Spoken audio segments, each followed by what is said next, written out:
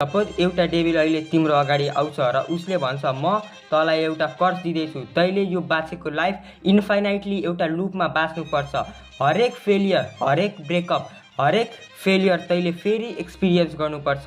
यो सफरिङ तैँले बारम्बार एक्सपिरियन्स गर्नुपर्छ। भने तिमी के गर्न सक्छौ?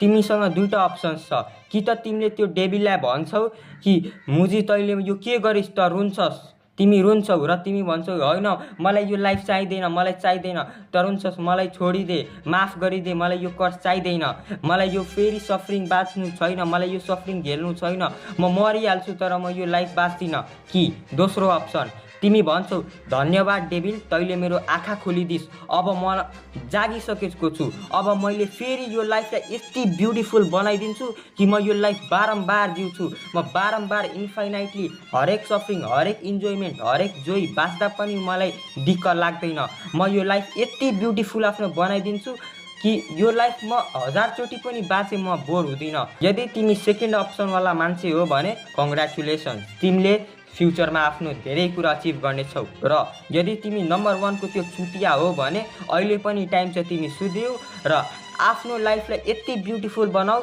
कि त्यो डेभिल अर्कोचोटि आउँदाखेरि तिमी अप्सन 2 जस्तै धन्यवाद भन्न सकोस्। माइन्डेड।